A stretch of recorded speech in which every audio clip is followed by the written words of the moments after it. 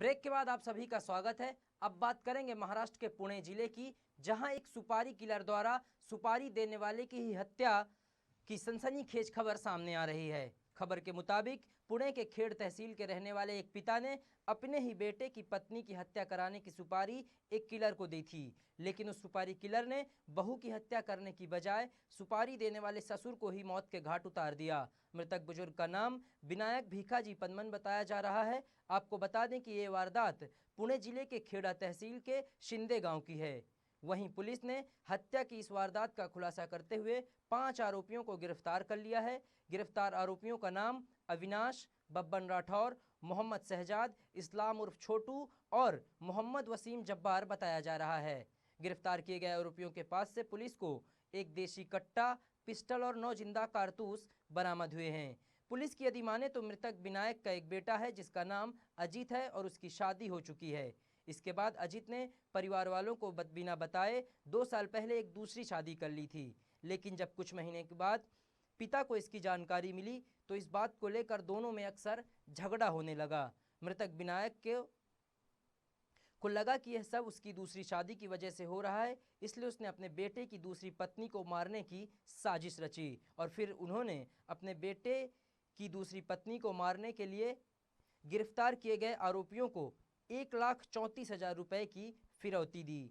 इसके बाद आरोपियों ने गोवा और उत्तर प्रदेश से 2 पिस्तौल मंगवाई और हत्या की साजिश रची, लेकिन वे वारदात को अंजाम दे पाते इससे पहले ही वे डर गए, जिसके चलते बहू की हत्या करने में देरी हो रही थी।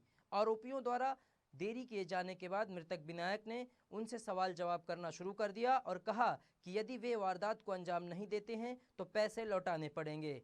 मृतक विनायक द्वारा पैसे मांगे जाने पर आरोपियों ने उन्हें खेड़ बुलाया और वहीं गला दबाकर हत्या कर दी। फिलहाल पिपरी चिंचवाड़ की महालुंगे पुलिस इस पूरे मामले की जांच कर रही है और फरार एक अन्य आरोपी की भी तलाश कर रही है। एक बार फिर हम आपको बता दें कि पुलिस ने हत्या की इस वारदात में शामिल 5 आरोपियों को पिस्तौल और जिंदा कारतूस के साथ गिरफ्तार कर लिया है। 1 दिसंबर को विनायक पानमंद 58 वर्षीय गृहस्थ की हत्या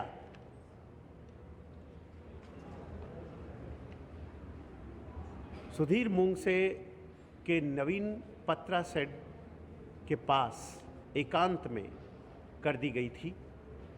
हत्या में शुरू में किसी प्रकार के कोई निशान महालुंगे पुलिस वालों को स्पष्ट तौर पर दिखाई नहीं पड़ रहे थे, परंतु पोस्टमार्टम और इसके दरमियान ये पता चला कि इसका गला किसी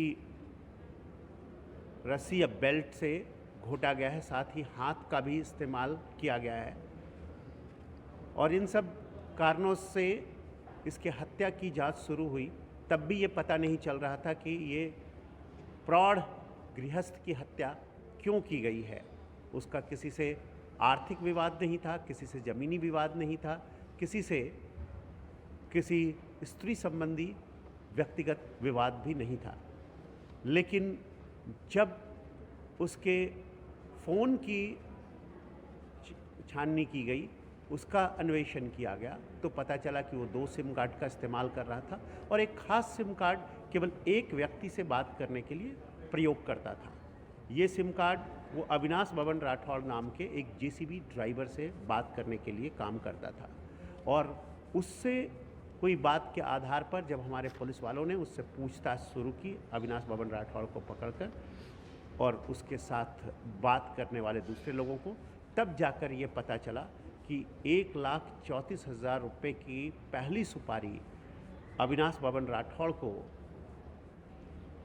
खुद विनायक पानमंद ने अपनी ही पुत्र की जो दूसरी पत्नी या जो उसने रखी हुई थी अपने लिए, जिससे एक बच्चा भी है उसकी हत्या के लिए ये सुपारी उसने दी थी। 1 दिसंबर को